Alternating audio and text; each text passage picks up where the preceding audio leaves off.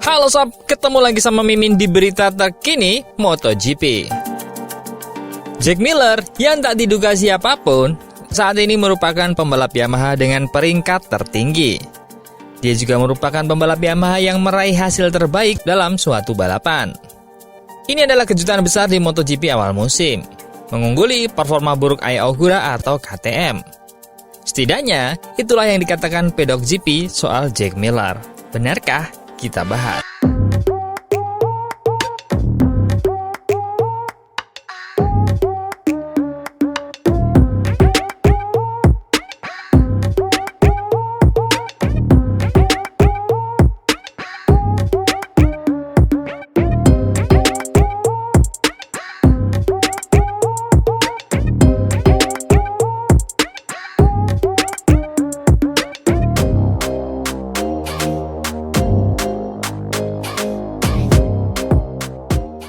Jangan sampai ketinggalan update tentang MotoGP dari TNT. Dengan cara ketik hashtag MotoGP di kolom pencarian agar kamu bisa mendapatkan pilihan berita menarik yang kamu cari. Tak hanya soal Jack Miller, kali ini kita juga akan bahas Honda yang klaim sudah dekat dengan 3 teratas, dan juga Marc Marquez yang dinilai kalem meskipun Pecco sedang bangkit. Langsung saja kita bahas. Harus diakui, Jack Miller ketika waktu di KTM jauh dari kata mengesankan. Ditandai dengan kemunduran parah selama periode 2023-2024. Hal yang sangat mengejutkan ketika dia menandatangani kontrak dengan Pramac Yamaha. Banyak yang tidak habis pikir. Banyak prediksi ketika menggabungkan hasil terkini dan usianya yang sudah 30 tahun dan jalur karirnya, maka gambarannya adalah musim yang akan benar-benar gagal. Yamaha dengan Miller, suatu kombinasi keadaan yang sedang di bawah. Tapi, tahun 2025 baru saja dimulai. Bahkan dalam 3 balapan saja, tidak ada yang membayangkan dia akan sekuat ini. Di Austin, ketika kita memperhatikan Fabio Quartararo yang naik podium di sana pada tahun 2023 dan selalu meraih hasil bagus di sana, akhirnya di Yamaha, Miller lah yang tampil menonjol lagi, yang mengejutkan semua orang. Dimulai pada hari Jumat dengan latihan, Miller naik ke posisi ke-6, menempatkannya langsung ke Q2, tidak seperti Quartararo. Memang sedikit lebih sulit di babak kualifikasi. Tetapi sekali lagi, yang mengejutkan semua orang, dia mengalahkan El Diablo. Yang mana, perlu diingat, Fabio Quartararo adalah salah satu yang terbaik dalam sejarah terkini MotoGP, dilihat dari kemampuan balapannya. Setelah sprint yang gagal, Miller berkompetisi di Grand Prix kelas atas. Meski dia sendiri tanpa harus berkali-kali menyalip. Tapi, dia begitu solid. Lihat strateginya. Miller dengan cerdik membiarkan Aldeguer menyerangnya. Karena pemula itu yang dipersenjatai dengan tekad dan mencari ciri khas mereka tidak menahan diri. Tapi, dengan manajemen kesabaran dan pengalaman, dia pulih ke posisi ke-5 setelah kecelakaan Vermin, yang menjadikannya hasil yang sangat baik. Bahkan lebih baik dari yang dibayangkan. Yamaha dengan posisi 5 teratas dalam race utama yang menjadi tonggak sejarah. Sekarang, mari kita lihat sedikit ke belakang.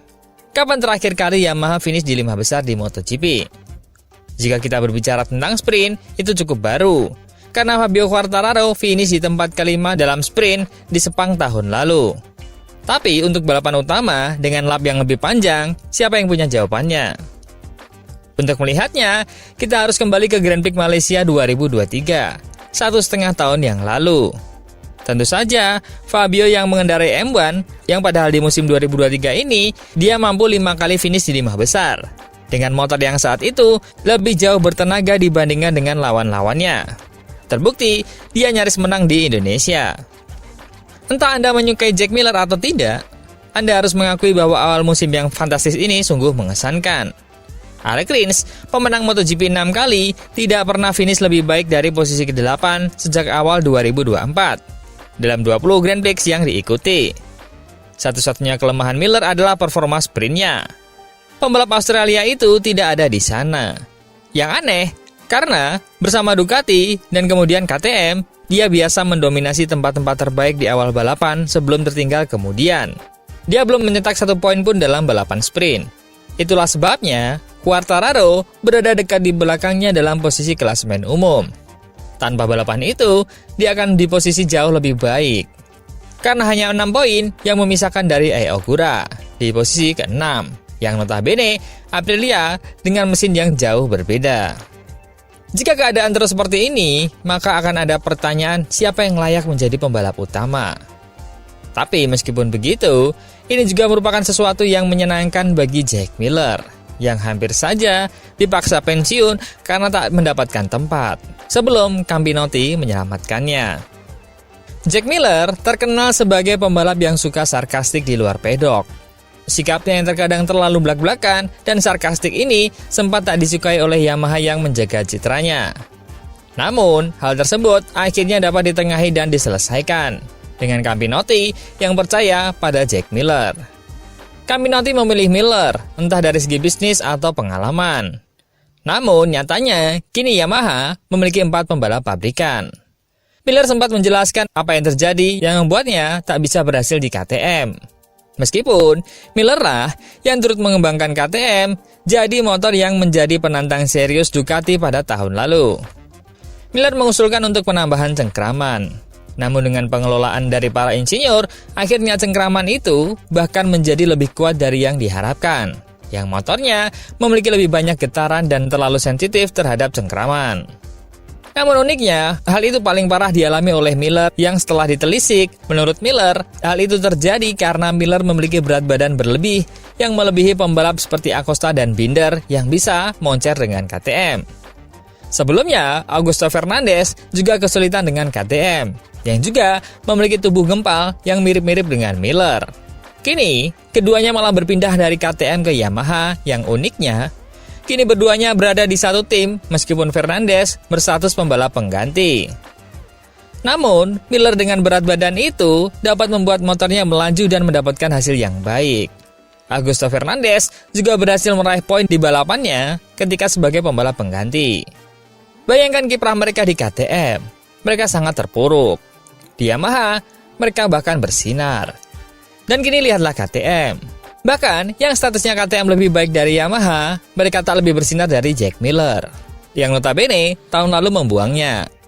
Jika kita melihat tahun lalu, KTM sempat podium sprint lewat Dani Pedrosa, yang dimana Pedrosa memiliki berat badan yang sangat ringan, tentu ini mengkonfirmasi masalah tersebut. Namun, kini Miller mendapatkan pabrikan yang mungkin tepat. Lantas, apakah Yamaha terlalu ringan, jadi kurang memiliki cengkraman? Mungkin terkonfirmasi dengan video ini. And I was fully on the right, but I was moving like this. Like in the wet, you spin, but you don't move so much. I was moving.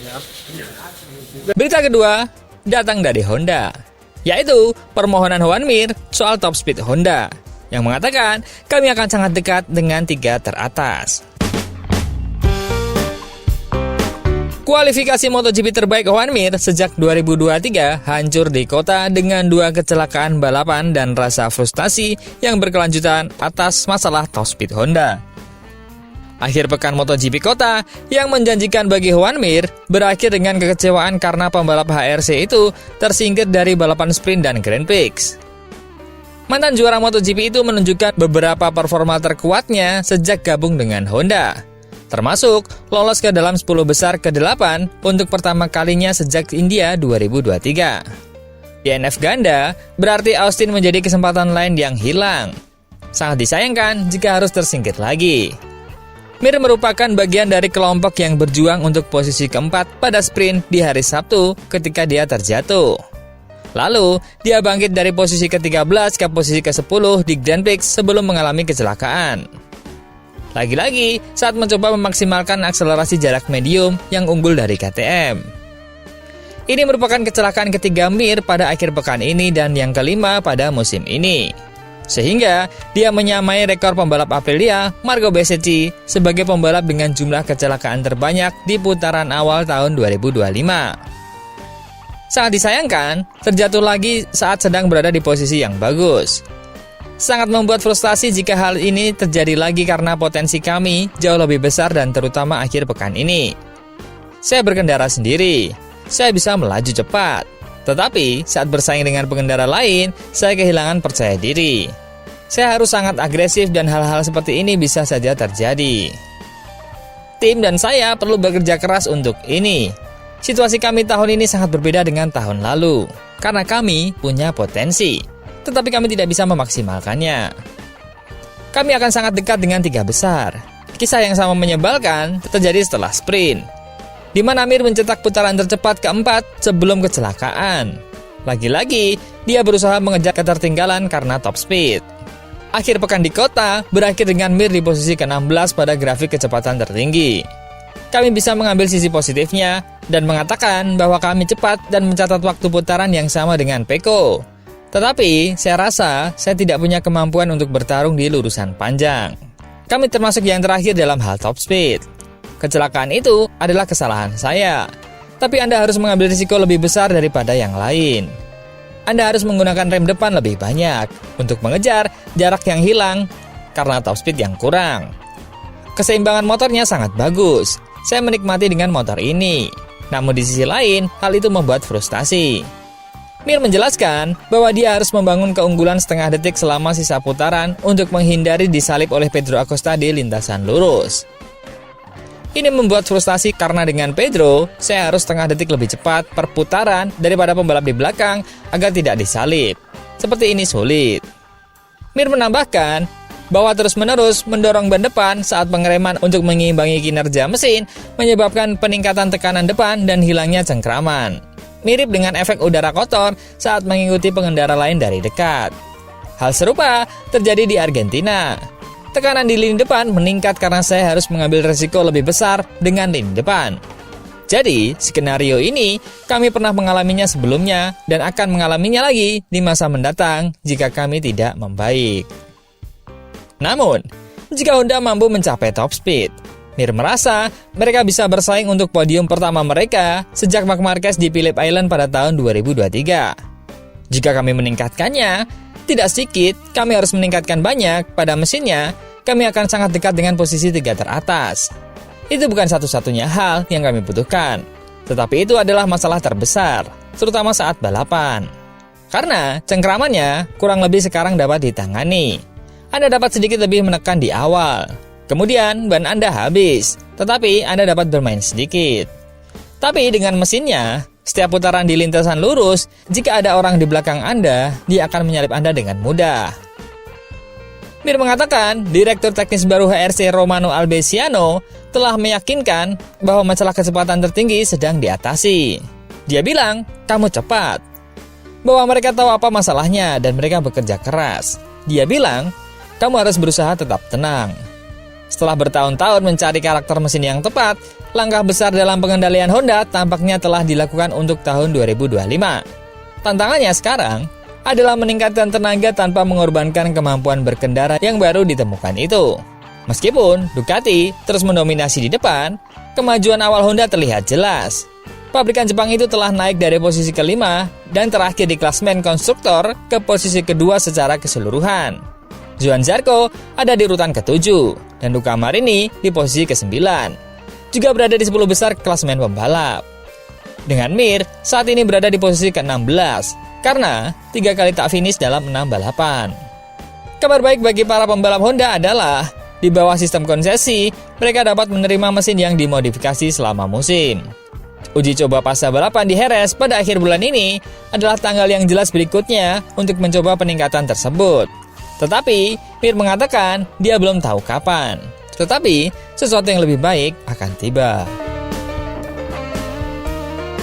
Sedangkan berita ketiga dari Ducati, mantan tokoh KTM dan pengamat MotoGP yang tajam telah menatap Grand Prix Amerika 2025, tempat duel sengit antara Pecco Bagnaia dan Marc Marquez. Pembalap Italia itu menganalisis balapan yang kacau di mana Bagnaia memanfaatkan peluangnya dan di mana Marc Marquez meski terjatuh tetap mempertahankan auranya.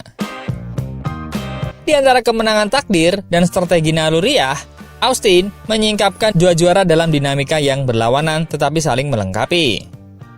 Guidotti, meskipun sekarang independen dari KTM, terus mengikuti perkembangan kejuaraan MotoGP dengan cermat. Dalam analisis terperincinya mengenai Grand Prix Austin, mantan anggota KTM tersebut meninjau kembali performa mantan pembalapnya dan protagonis utama akhir pekan. Pertama-tama, Guidotti membahas dampak kemenangan Pecco Bagnaia. Hal itu tentu saja menguntungkan Pecco Bagnaia karena beberapa alasan. Dia mengalami kesulitan di balapan awal musim, tetapi kemenangan di Austin merupakan anugerah baginya. Menurutnya, kemenangan ini memungkinkan Bagnaia untuk kembali ke jalur yang benar setelah awal musim yang sulit.